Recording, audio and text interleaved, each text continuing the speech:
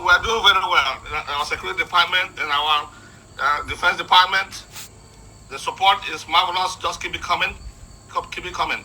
So we need to defend our land because this is our country. It's our country now. And every state, every piece of land, every individual, civilians, our mothers and children, our fathers, all the vulnerables must be defended against this terrorist-infested Nigerian army that is coming to kill us.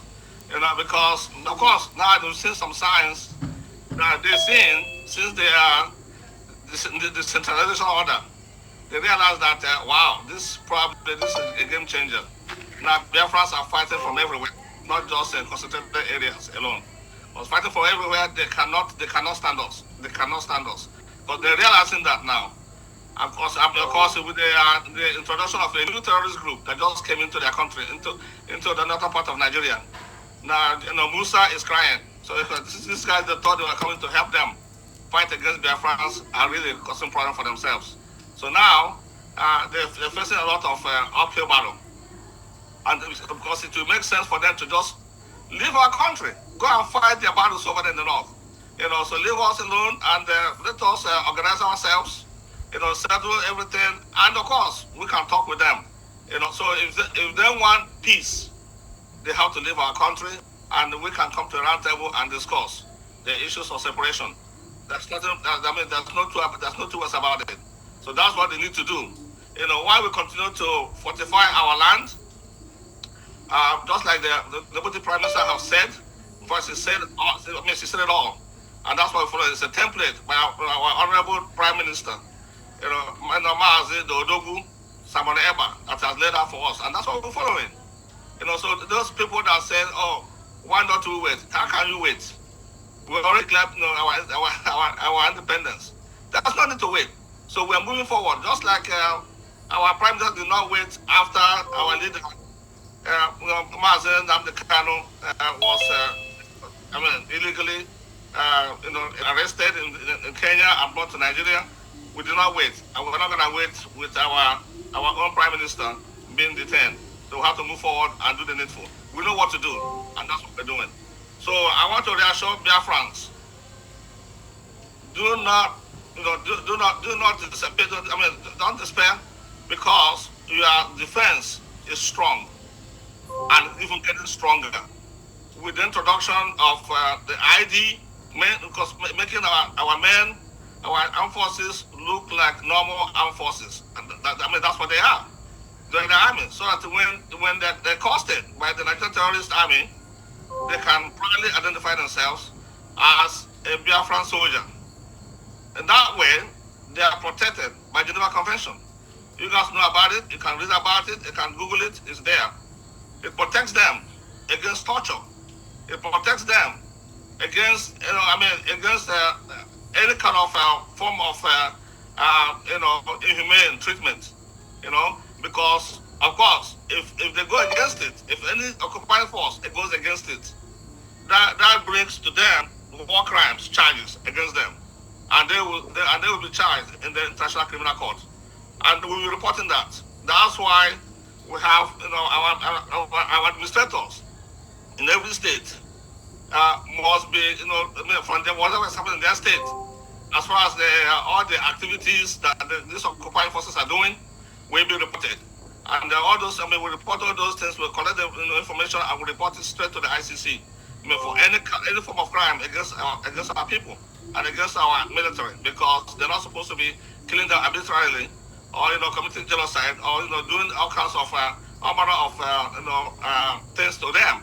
So other than normal arrest and detention, that's it. And they must be fed until they return back to us, or we exchange it with with them, the ones that will capture as well.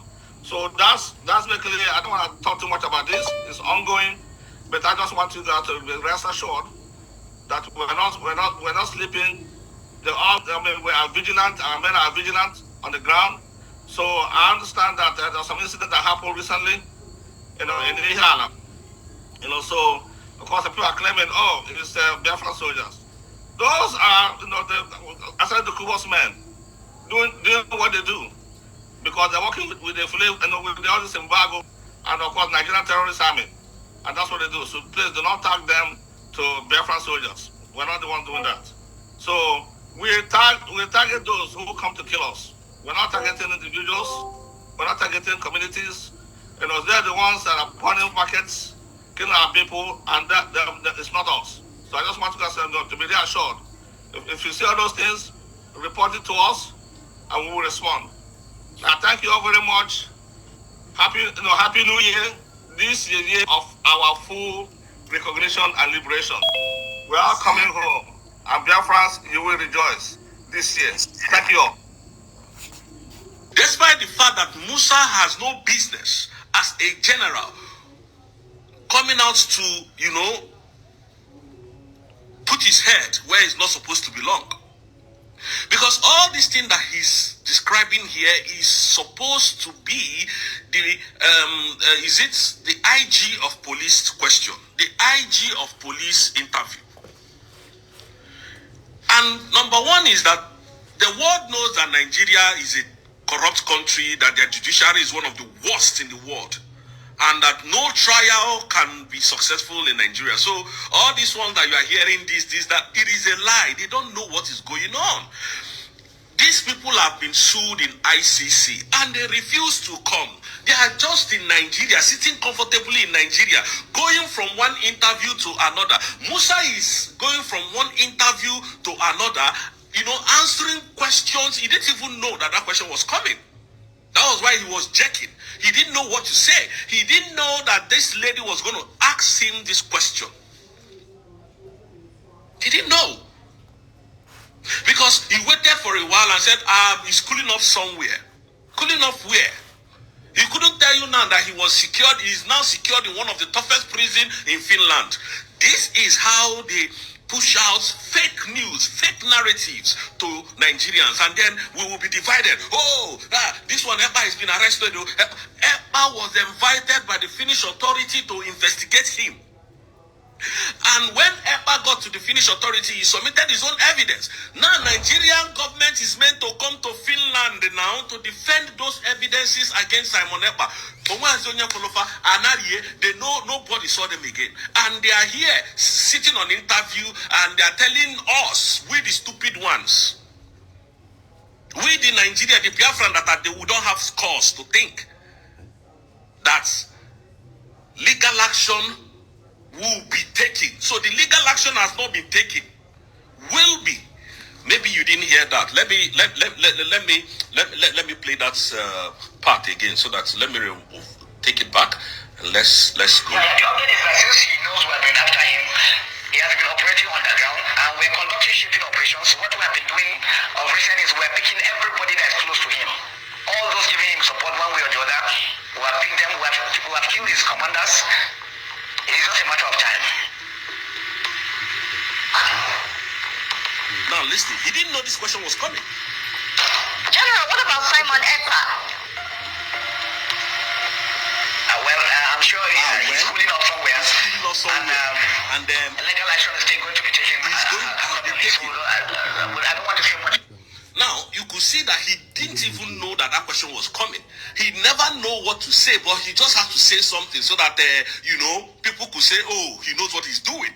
These are animals ruling Nigeria. I can tell you for a fact, General Christopher Musa doesn't know anything happening in Finland over Simon Epa's kids. I can tell you for a fact, because he was not even the one who submitted any evidence. It was even the government, the criminal government of Tinubu that submitted the fake evidences against Simon Epa that they cannot come and prove or defend, should I say. But I'm happy that you have been arrested, and the government of the federal government have actually forwarded most of the requirements to the Finnish government.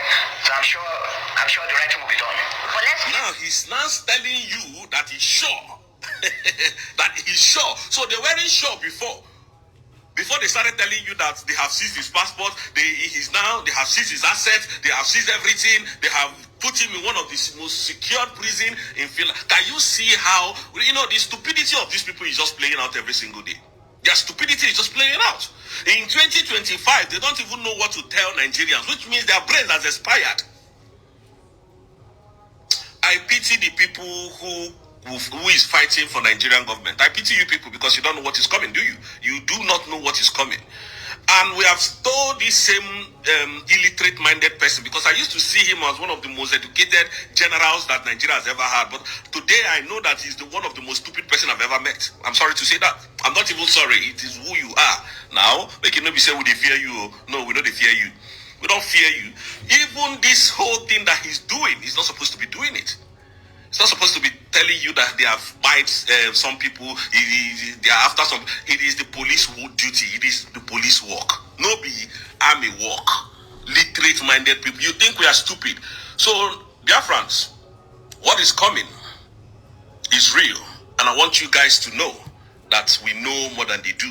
Believe that. See you in my next video. All right, you have listened to what the Biafran cabinet members, the information we dropped this morning about the Nigerian government doing all their possible best to see that Biafran movement is eliminated. But so far,